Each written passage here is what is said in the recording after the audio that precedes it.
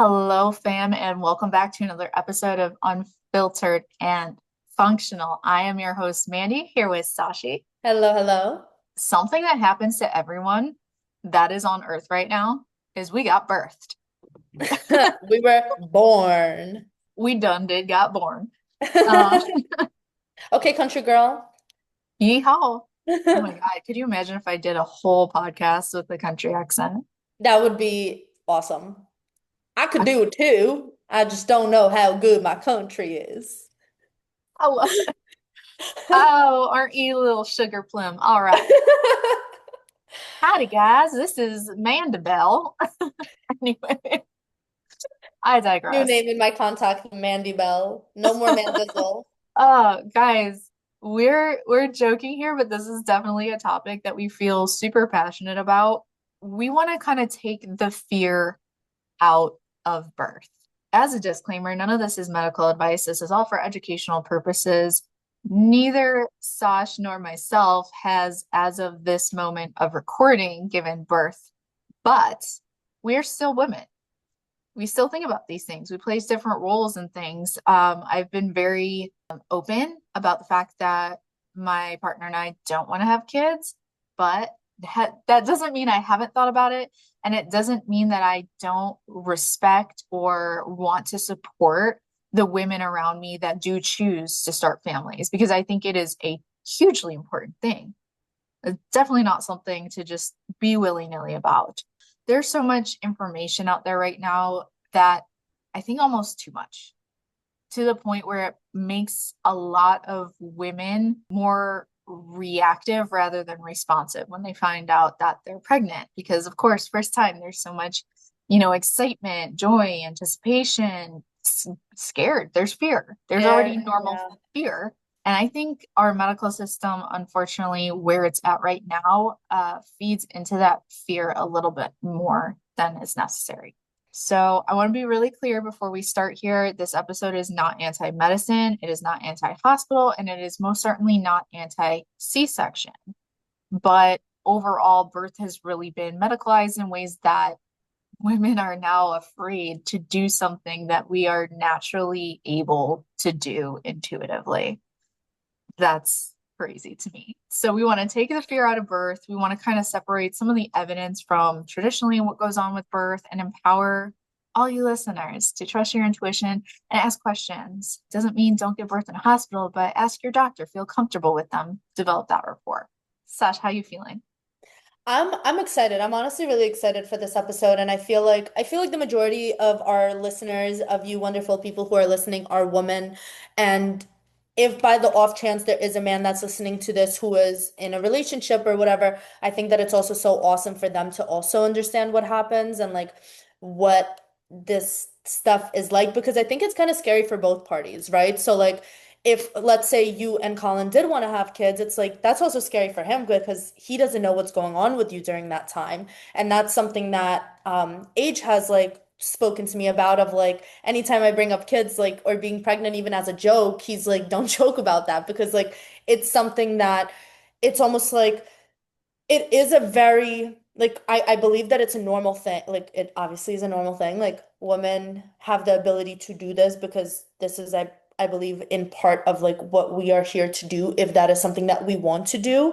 But it's also like you said become such a like scary thing with all of the conversations around it that there's like a lot of fear around it and a lot of uncertainty and a lot of decisions to be made, like what you said, like how this is not anti-hospital, it's not anti-C-section, it's not anti-medicine, but like this is just to help you understand a little bit more, to educate yourself. And selfishly, this is a topic that I'm excited about because I do want to have kids eventually, but like the idea does scare the shit out of me sometimes of just like the process. And I feel like you don't know what you'll be feeling until you're feeling it and until you're there, unless, of course, like you hear stories or friends or whoever, whatever.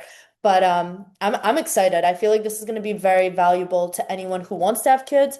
And if you don't want to have kids, just understanding it because you don't know. Maybe one day when I'm pregnant and like having kids and like you're gonna be the cool future aunt and like now you'll know how to help me. Or like, for anyone that's listening to this who has a friend or who has a sibling or who has a cousin who's wanting to have kids, like just to understand it better, maybe be like a good resource for them. So I'm excited for this. I think this is gonna be a really good one and a lot of good takeaways here. Yeah. Oh, I am too. And I am excited for in the future when you're ready. Future.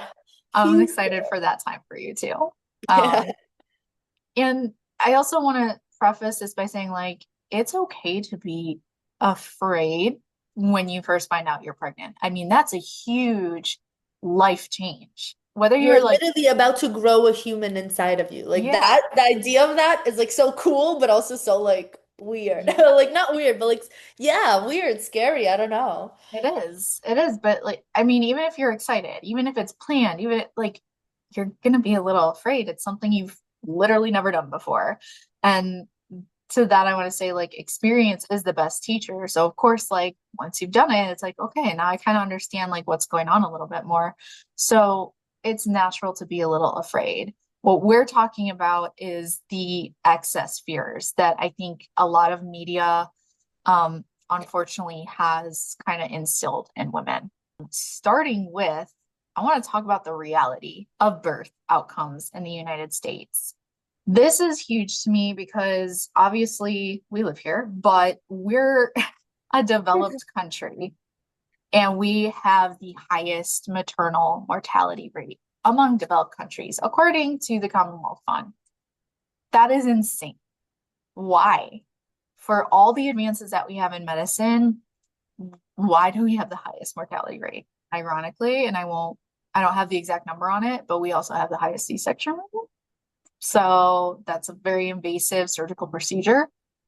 Does it correlate? I'm sure on some level it probably does. There's been a bunch of analyses that estimate over 80% of maternal deaths are preventable. So that's the big one I kind of want to talk about. 80% is huge, huge, not just for an individual, but like families. So I think it's just kind of crazy how, as a country, we spend more on healthcare than almost any other country, and yet continuously our health outcomes lag behind these other countries. And specifically here, we're talking about birth. That has become so intervention driven versus like let it happen. And what I say by intervention driven, I mean like people are scheduling C-sections that are not like medical emergencies. They're like, oh, does Mm. Tuesday work for you? Actually, I have a hair appointment. Okay, let's do Wednesday. Like, Yeah. it's just crazy to me because, like, if we have all these medical advances, why are our outcomes worse? Yeah. True. So I want to kind of talk about some myths and like bust through them. And the first one being that I think a lot of media has fed us is that birth is inherently dangerous. Like, you gotta go to the hospital, make sure you have an overnight bag, make sure you got the doctor's number on call. Or if you're an older, I hate when they call women over 35 a geriatric pregnancy. And then they're like, oh, but this can happen. You can have preeclampsia, gestational diabetes, and this and this and that. Yes, it's good to know that these things could happen. It's not good to sit there and like plant the seed that you're gonna get this. Yeah, that You're that gonna, will happen. That will be your reality. yeah, like the worst case scenario. Like, no, birth should be beautiful, not something to be feared. It's not inherently dangerous. If you think about the natural physiology of it, when a woman is in labor, she's releasing oxytocin, endorphins. We've all heard of those. Those are the fun, like good feelings. And then there's also prostaglandins, which gives our bodies like a feedback loop. They're not so fun. They're not as fun and exciting as oxytocin and endorphins, that they're more of like a pain thing. Some of us feel them without birth, like during our periods. We'll feel prostaglandins, cramping, but it is natural part of labor and it shouldn't be feared. It should be understood. Instead of fearing that pain, understand that this is a part of the birthing process that your body needs to accomplish the goal, which is deliver a healthy baby.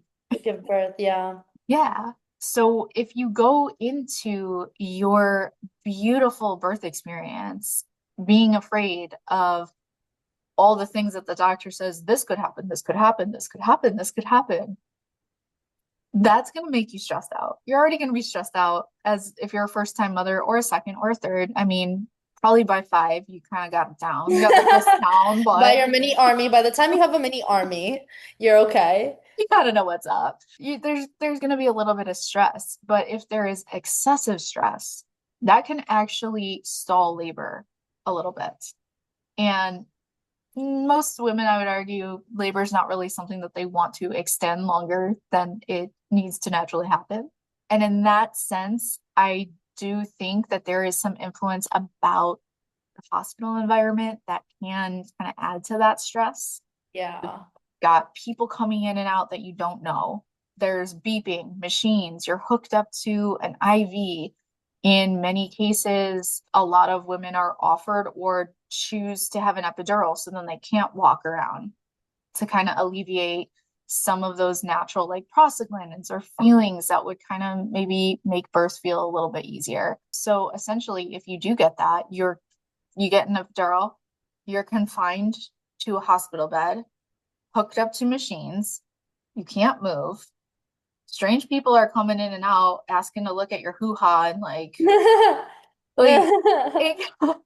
I mean, how would that make you feel? Yeah, yeah, that would be kind of stressful. Although I will say, like, the idea of an epidural isn't that bad. Like to me personally, and like I'm being completely honest, like I've thought about, all the different alternatives of doing it, not doing it, at home birth, hospital birth, whatever. And like there are certain things that I feel like when you are knowledgeable about it, when you understand, when you know, it's like you can make those, hence why we're doing this podcast is so that you can make those decisions for yourself. Because even if, maybe for someone that could be very stressful, like not being to walk around or like those kinds of things, it's like, okay, well, we could take some preventative matters there, like making sure that all of the nurses, the doctors, like everyone beforehand, so that, and like you have like a certain, like your own little like group going on and like you're comfortable already around them. So like I do think that for the most part, for people, the hospital environment is very stressful because like at the same time, while you're giving birth, there could be someone on the other floor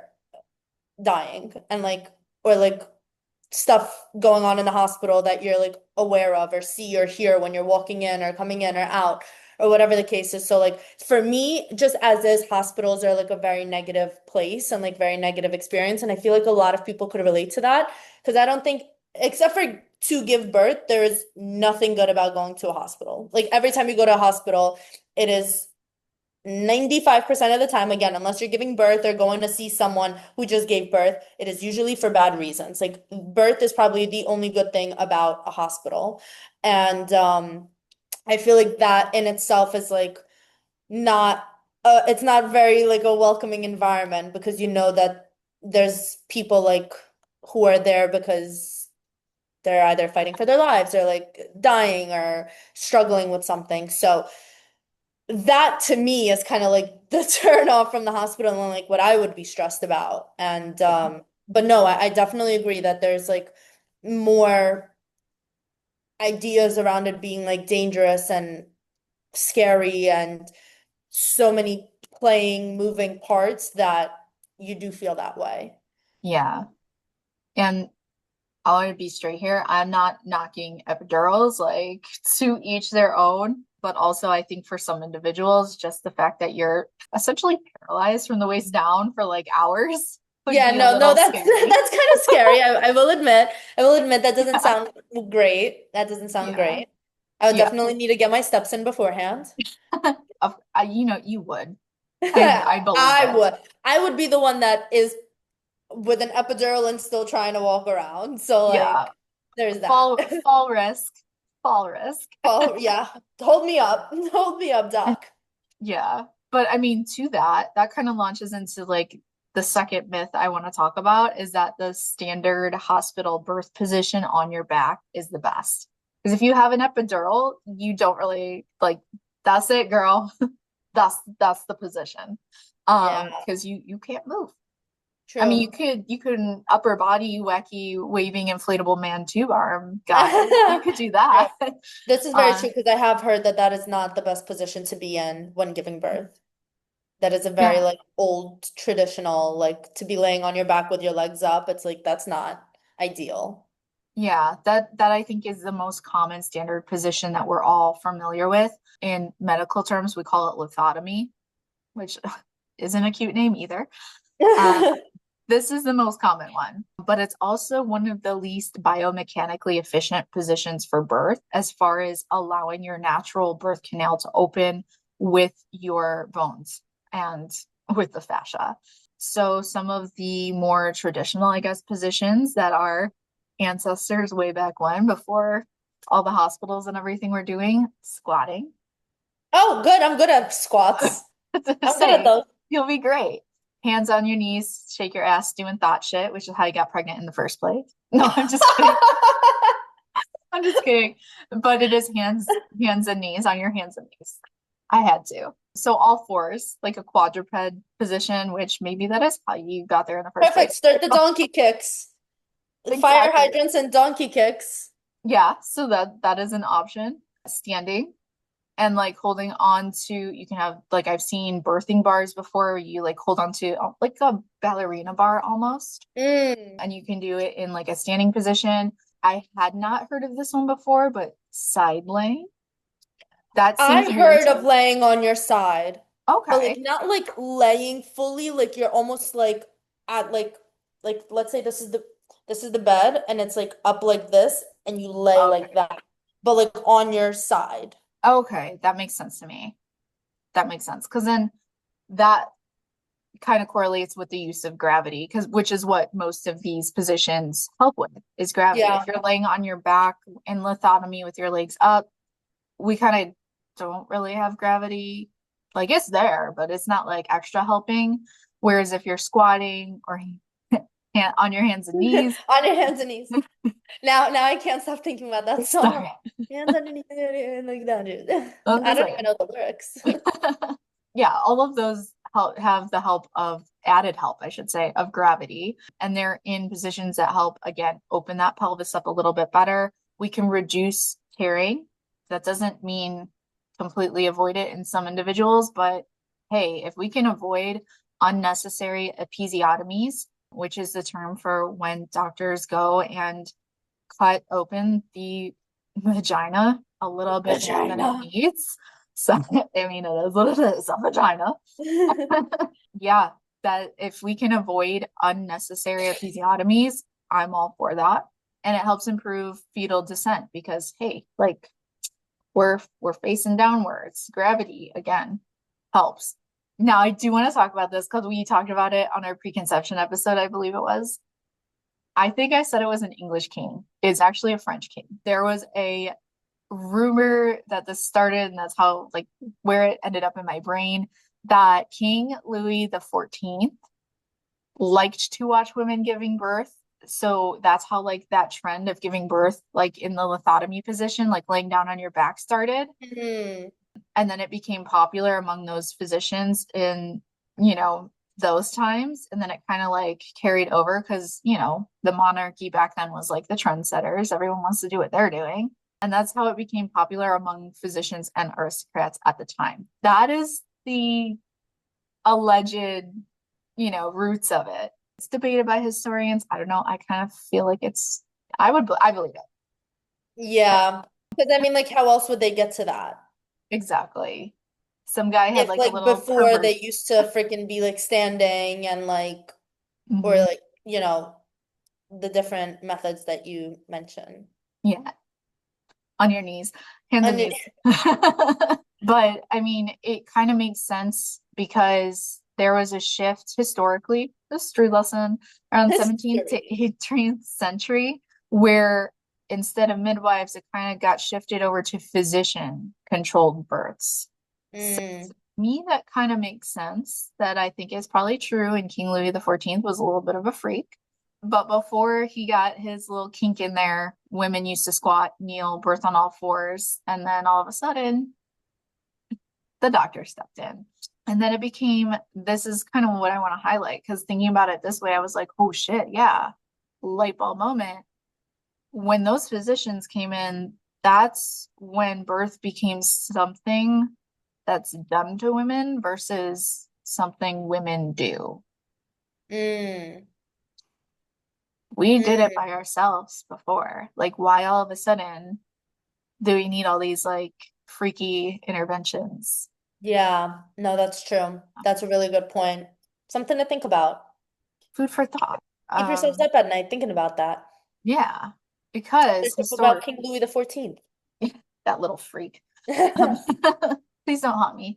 Yeah, because for most of history, birth was female led. Midwives were the experts. You didn't mess with them. I wasn't gonna mess with midwife Bertha coming in here and telling me what to do. Like it was a community event. There would be women, midwives, and usually like the head, Mothers. yeah, head of female families coming in and supporting. It was a community event for that mother. And again, it got taken over by physicians. So instead of intuitively being supported by a group of women, um, standing, sitting, pacing, helping things naturally to give birth, now we're told as women when we should push, when we can stop moving around, don't walk. Oh, we're just a lot of times they don't even tell you they're giving you an episiotomy. They just do it.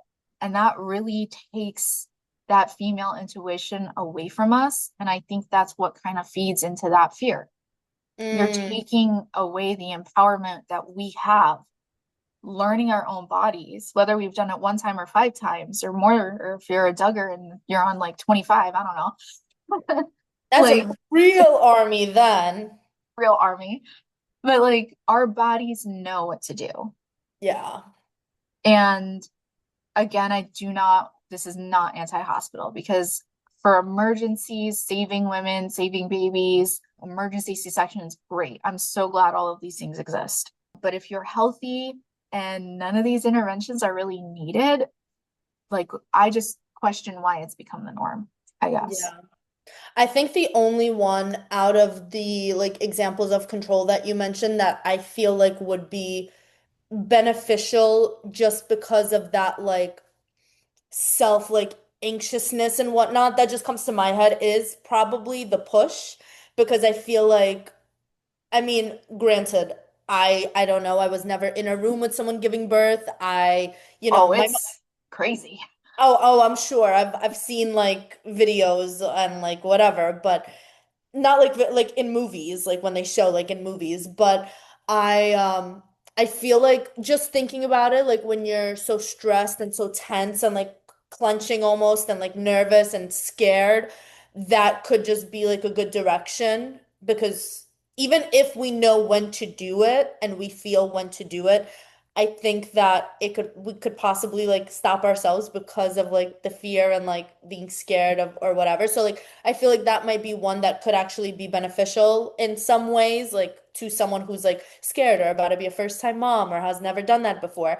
But then pretty much like the rest of the list is kind of like, all right, like let's granted, I also agree, like I have nothing against medicine and whatnot. I'm grateful for it. It saves people, it helps people, especially with like the C-sections and maybe mothers who have a harder pregnancy or are bedbound during pregnancy or whatever the case may be. But I do feel like there's a layer that does take away from women being able to like use their intuition, use their own have their own sense of self essentially when doing it and like that does make it like that much scarier of like hey you're kind of not in control here now and I might be It's totally wrong about the push because like we said neither of us have given birth I've or felt anything along those lines but I feel like when you're like you know that you need to do something but you're scared so you like hold back like I feel like that would be me like I would be so scared to like for example when I need to get an IV and they're like all right relax because we can't find your vein I'm like trying to but I can't because I'm so anxious that I like clench up and like now they can't find my veins and it takes like yeah. 5 minutes to get a freaking needle to give me an IV when even when I was getting ready for my breast augmentation like they tried to do it in my hand they couldn't find it they were like they saw it, and then when they went to go put it, they were like, "Your veins got scared," and I was like, "Yeah, like I'm," and that's just me, but I don't know. That's probably the only one that I would be like, "Hmm, I actually wouldn't mind if someone was telling me like," because I feel like I would just be so out of it. Yeah. No, I mean, it makes sense, but I also think that, and if anyone's listening that is a midwife, please let us know. But I do Yeah, believe that please. like midwives and doulas will still kind of give you that prompt and tell you like if you're like you said, clenched up tension, Mm-hmm. they'll probably like lovingly smack you and be like, bitch, breathe and like take a breath, push, okay. But I don't know, personally, I would rather have a midwife tell me, like, lead me through that versus, I don't know, modern medicine with your fetal monitor strapped on saying, like, okay, the fetus's heart rate is here. Okay, now we can push. Like, Yeah, I mean, you know me, I love science, I love data, but at a certain point, I think for some people, too much information is scarier than helpful. yeah, this is true. I agree with that. And then, like, I also think about it if I did want to have a child and be pregnant, I would not, unless I needed to emergently, I wouldn't want to be in the hospital setting because I do like data and I don't want my brain being like, ooh, science, science, science to take away from the actual experience. If Yeah, that makes sense. Like I want to be present. I don't want to be like, what's my heart rate? What's the baby's heart rate? Like what's if everything's good and we're it's Gucci, like good. let me just experience this once in a lifetime experience that some people get.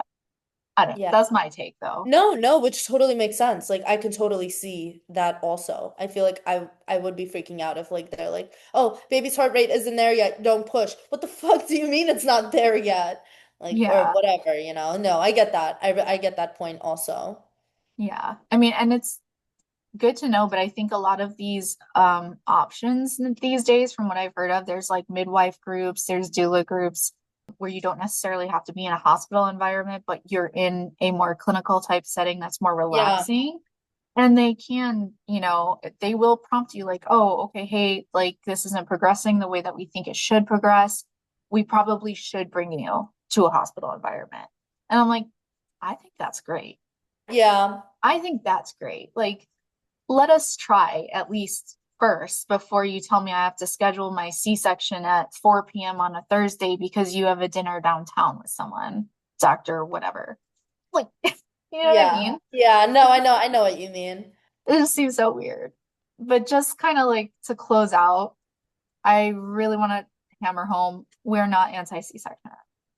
They save lives. They save mothers' lives. They save babies' lives. What I am anti is unnecessary elective surgeries based around convenience scheduling.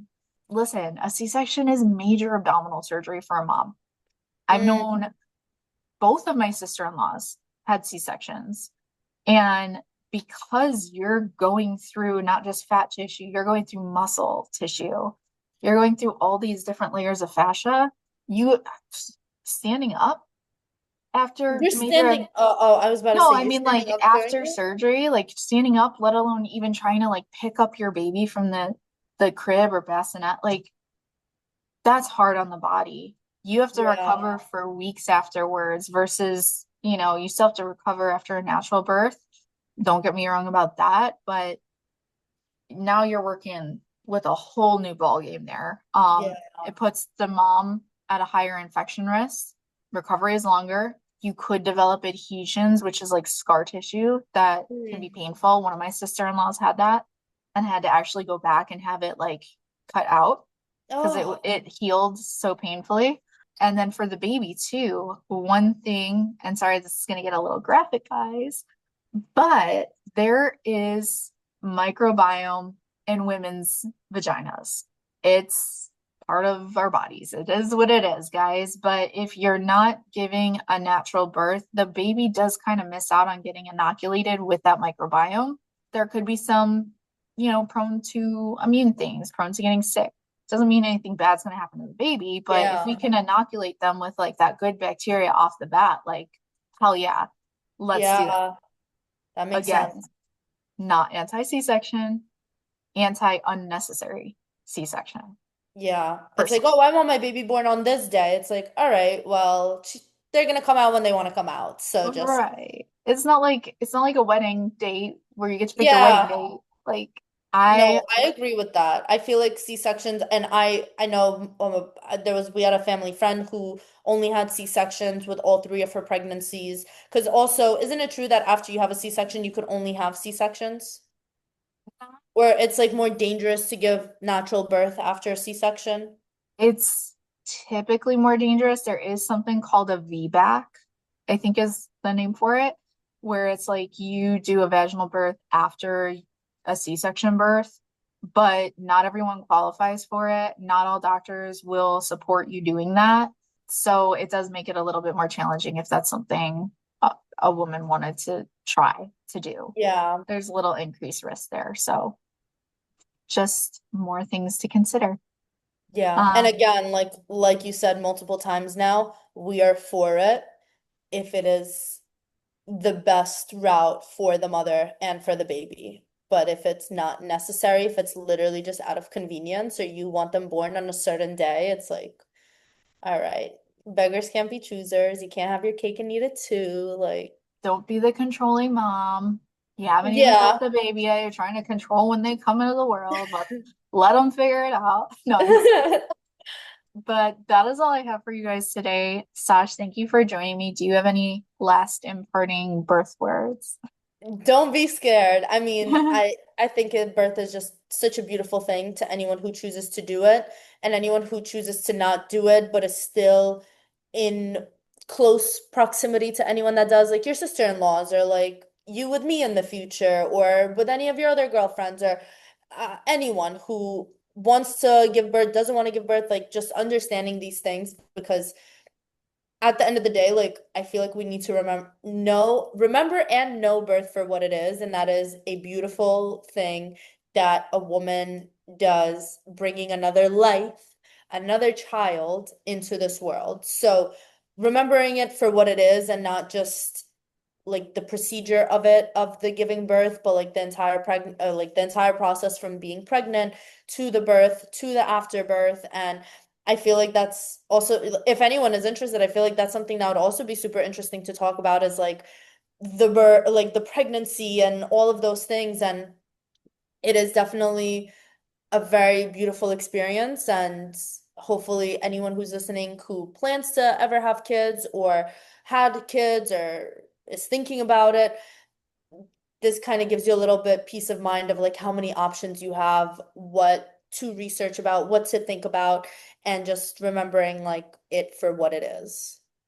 Yeah, a beautiful gift, a natural Yeah. process. That was very well said. Thank you. And I mean, we do plan to do a postpartum podcast. I do Ooh. have a couple clients that are postpartum. I work with postpartum, I work with pregnant clients, but I do think that is a really good one to tie in because, especially for first time moms, when they're like, whoa, things are a little bit different. What's normal? What's not normal? What should I freak out about? Definitely want to do a postpartum episode. But if anybody has questions about pregnancy itself or I other birth. do. Let's run it. Well, I was gonna say we're technically this isn't like there are plenty of like birthing mother baby podcasts out there, I'm sure. This isn't one of them, but if there are specific questions, I'd be more than happy to dive into that with a podcast in itself. So drop them in the comments. In the Yeah. show notes, you guys will find our Instagrams where you can connect with us. Go ahead and give us a like on YouTube, rate us 5 stars on Spotify. And every Sunday, tune into Sasha's Sculpt Sessions, where a new episode will drop. And we'll see you here every Monday.